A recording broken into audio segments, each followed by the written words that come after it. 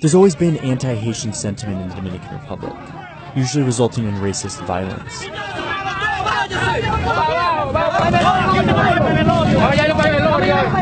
But since 2010, that sentiment has been seeping into legislation.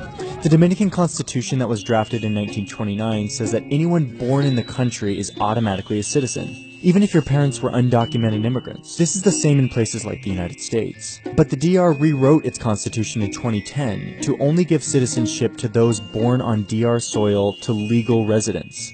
Then in 2013, the High Court in the DR ruled that this new definition would be applied retroactively, all the way back to 1929, meaning any citizen who had been born in the DR to undocumented parents would have their citizenship revoked.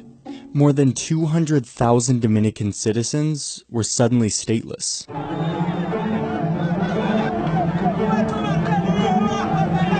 It is clearly an illegal act, it is an immoral act, it is a racist act by the Dominican government, and it's happening because these people are black. Entonces, si nacen aquí, ¿ya son ciudadanos? No así ahora. Antes era así. Ahora se registran en un libro de extranjero. Dominican law said that if these stateless people wanted to stay in the DR, they would have to go to a government office and put their name on this foreigner registry. The government gave these people 1 year to either get their name on the registry or face deportation. Over 55,000 have been officially deported since the June 2015 deadline. The UN estimates that 128,000 people have voluntarily fled to Haiti, a country many of them have never lived in. Some came here to this camp on the border, where they've been living in limbo for years.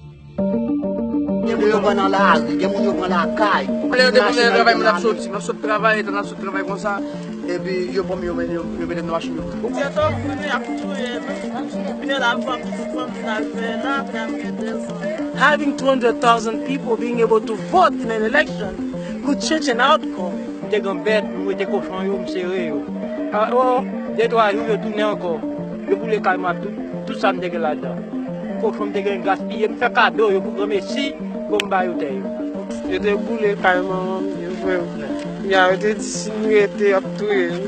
Pendant là, nous dormons, j'ai nous fermés, et nous ne pas pendant que nous avons levé pour les Haïtiens.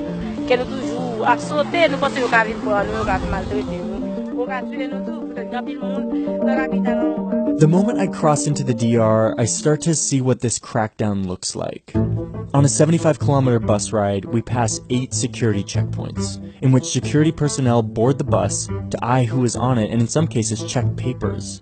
But each time we stop, they seem to only check the papers of the same few passengers. Just check the passports of the 3 darkest dudes on the bus. Me and the 2 guys in front of me were the darkest guys on this bus. And you're the only passports they checked. That's my translator, Pascal. He's an American citizen, but everywhere we go in the DR, security forces keep asking him for his passport.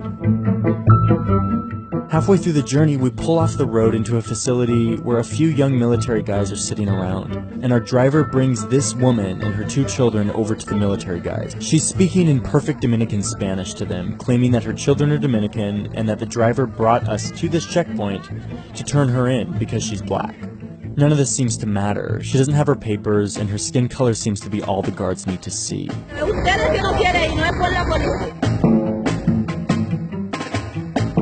Haiti's land and people were abused when it was a colony of slaves.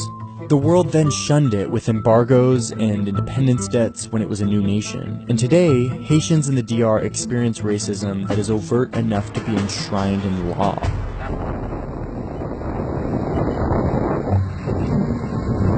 As we drive up this very curvy road, I have the DR to my right and Haiti to my left. Back when the French were here, this was the richest colony on earth. But that came at a price, not only to abuse slaves, but also to the land that they worked. Clear-cutting and single-crop planting continued after the French left. But instead of being used to make fancy French furniture, the trees were burned to cook food. This explains what I'm seeing when on my right there's lush jungle, and on my left there's bare and eroding hillsides. Zoom out a little bit and it's very clear.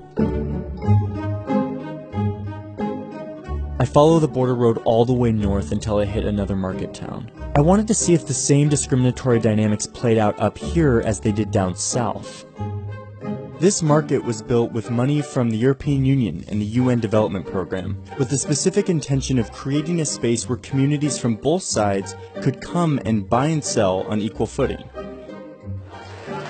We're rolling through the market, and once again, like we saw in the southern market, the Dominicans are first setting up. I walk to the border and find this huge group of people at this gap in the fence, paying a border guard to get in early. The dynamic is the same as down south, only with a few more overt bribes, and border guards who seem to have no problem hitting Haitians with a stick. After hours of waiting for guards to open the gate for everyone, the Haitians are finally let in.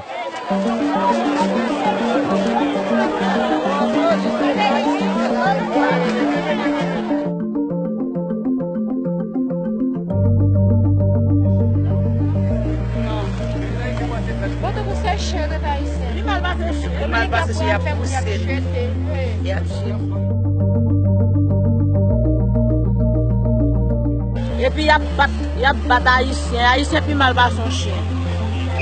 Et puis, on a même genre, Dieu, chien, il y a battu, il y a pour jeter.